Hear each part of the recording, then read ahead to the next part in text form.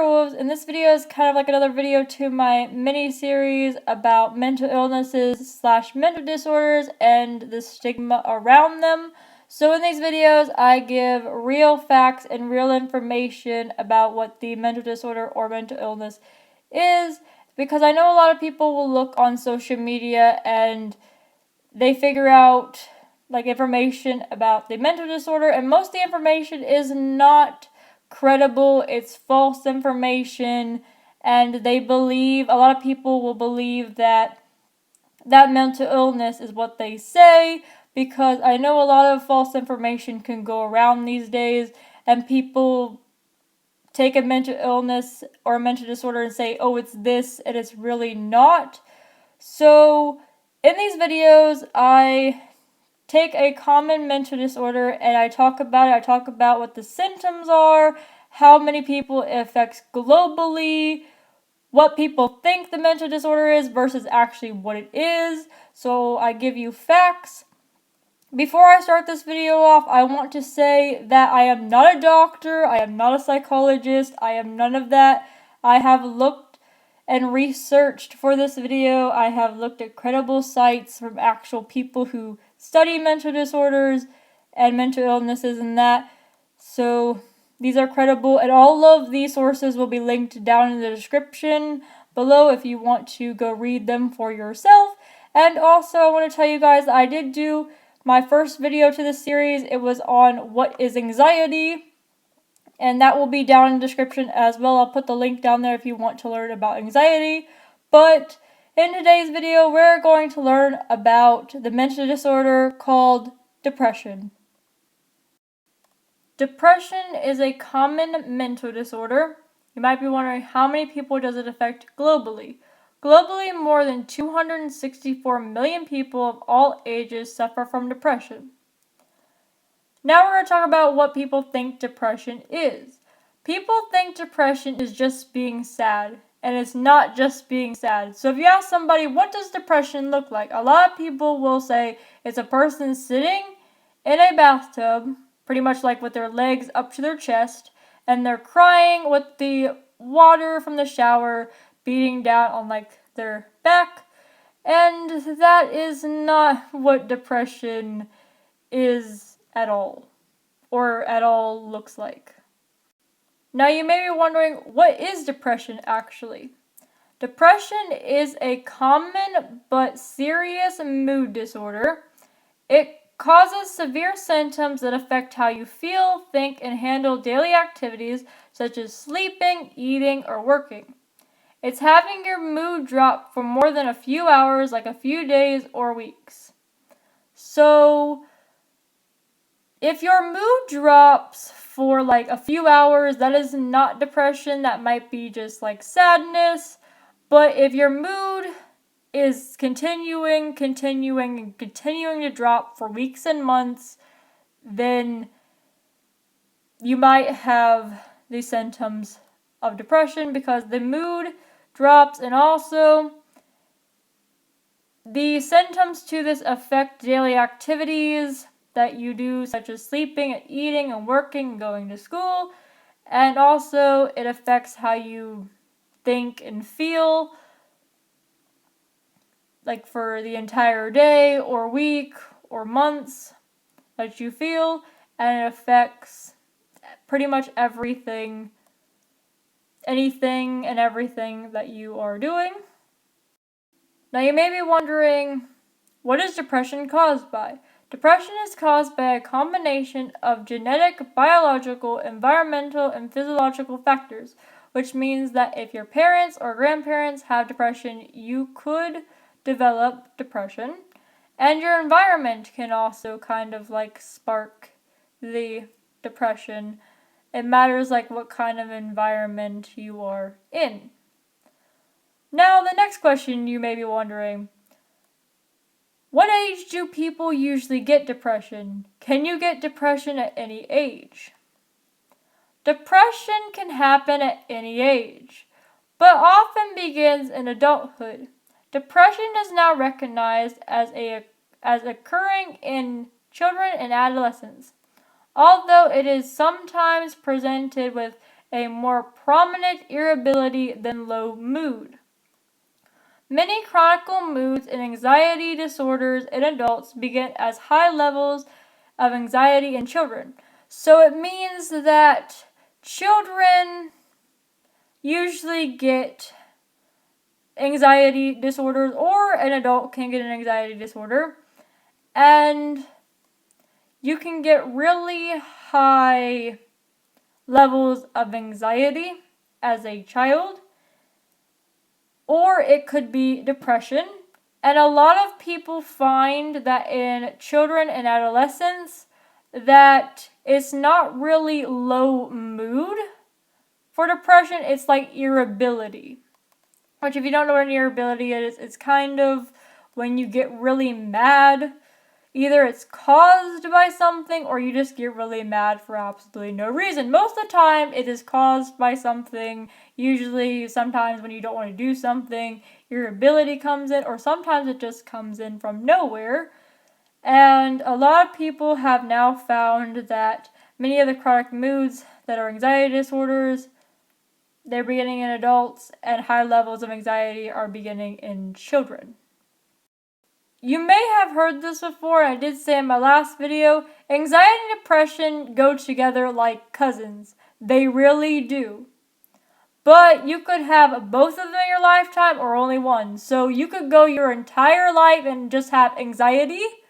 Like if you have anxiety, you could go your entire life just only having anxiety. You could go your entire life with depression and only have depression. Or you could have depression and then one day have anxiety with it. So you'll have anxiety and depression, or it can be the other way around.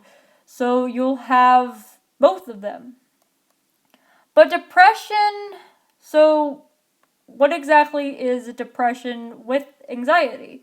So depression can have constant worrying in it. So you can have like constant worrying almost as anxiety. So you could have constant worrying, which can lead into thoughts that are negative thoughts, or it can lead into very, very severe symptoms. And anxiety can have depressive thoughts. So you could have anxiety and depression, and the anxiety can go into depressive thoughts. Now, as I said in the other video, everybody has different severity level of depression. Some people have a very high severity of depression. Some people have a very low severity of depression. It just matters who the person is, because a lot of people deal with a mental disorder very differently. Some people have very, very high levels, like very, very like severe depression. Some people don't have as severe. Some people have mild. It just matters pretty much who you are as a person. Now we're going to talk about what you should not say to a person with depression. You probably are wondering, like, what do you not say to a person with depression? Okay. Well-meaning friends and family members may try to tell a person with depression to snap out of it, just be positive, or you can be happy if you try harder, which are not good things to say to a person with depression or really any mental disorder. But depression is not a sign of weakness or character flaw. So it is not weakness, it is not character flaw, it is not your fault for having it. It just comes out of nowhere sometimes. Most people with depression need treatment to get better. So a lot of people will say like, oh, I have depression, but I do not need treatment. A lot of people do need treatment to get better, because it could be like a very low severity, and then it could continue to grow, and it could get up to a very, very like severity level, because severity can move. It can move to being high or low, and if you have a low severity level now, it could be high in a few months or weeks, and left untreated could be really, really bad. Also, with the thing that where it says, but depression is not a sign of weakness or character flaw, it is not your fault for having depression. A lot of people think that is their fault for having it. It is not your fault. Sometimes mental disorders and mental illnesses come out of nowhere. One day you just kind of like wake up and it sometimes just comes out of nowhere and you're just like, how did this happen? It is not your fault. It has nothing to do with you. It's just kind of how it works. Okay, so now we're going to talk about treatment, and then we're going to be talking about symptoms of depression. Okay, so treatment, if left untreated, depression can lead to serious health complications, including putting your life at risk. So putting your life at risk means that, which is pretty much suicide, which could happen. Fortunately, there are effective treatments or depression through options like therapy, medication, dieting, or exercise. So you could call a therapist and talk to them. As what's happening in the world now, you'll probably have to talk to them on the phone, but you can talk to a therapist about this. You can get medication. Most therapists, if you talk to them, they will assign you medication for depression. They may put you on a diet, or you can get a diet for it, and they may also tell you to exercise to help you with depression as well. Now we're going to talk about symptoms, and then we're going to talk about what you can do to help somebody with it. Okay, so the symptoms of depression these are not all of them, these are just some of them. So, a depressed mood most of the day, which is usually feeling sad, empty, hopelessness, or on the verge of tears.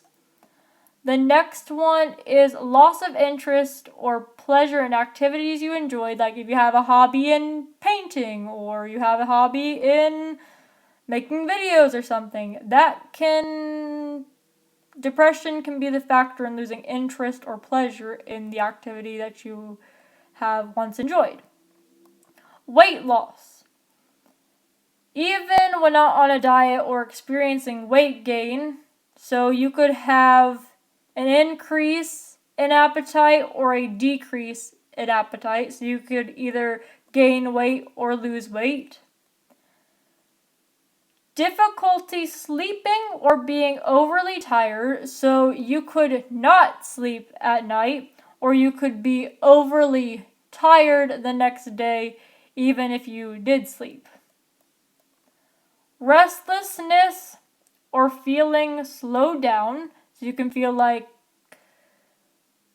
everything's slowing down, or you can be very, very restlessness and have no sleep at all for like days.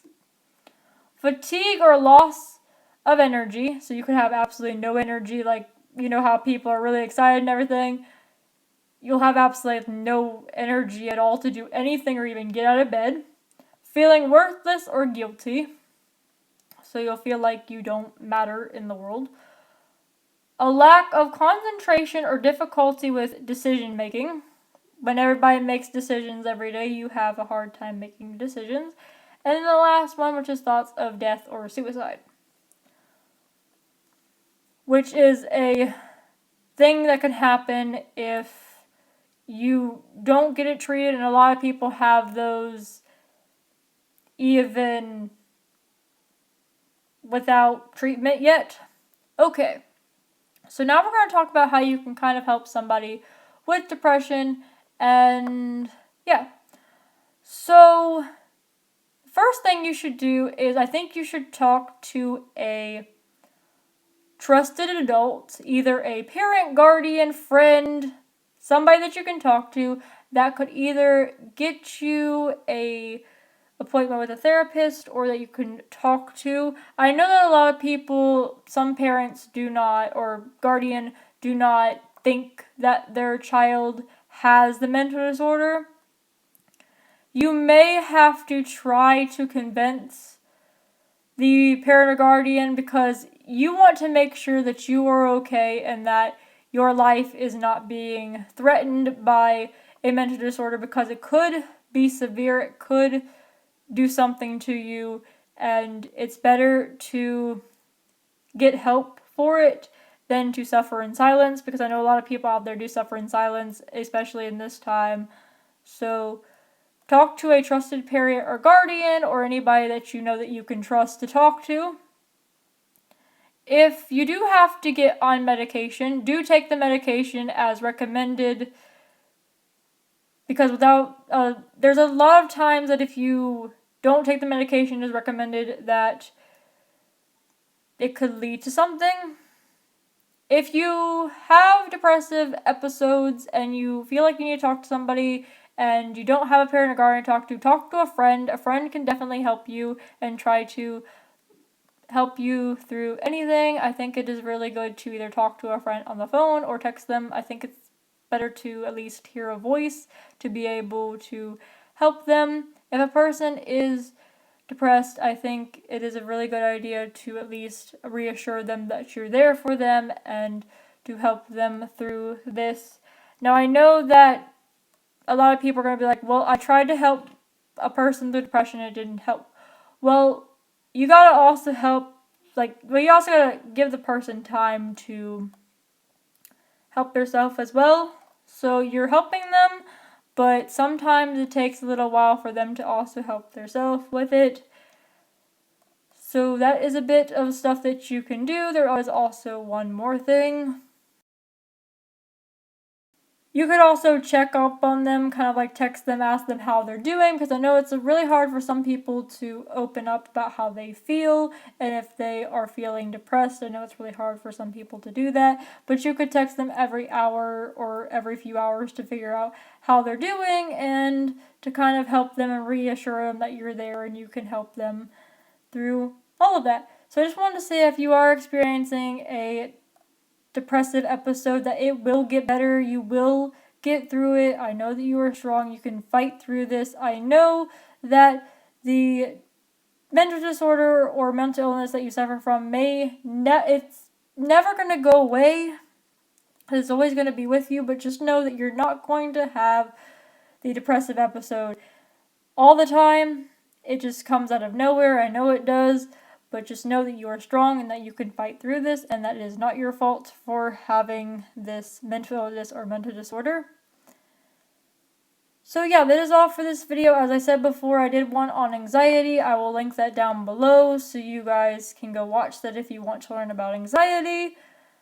Also, I will put all of the creditable sources down below if you want to read about it or if you want to try to tell a trusted guardian or parents about that you might need to get treatment for this, or if you think you have it.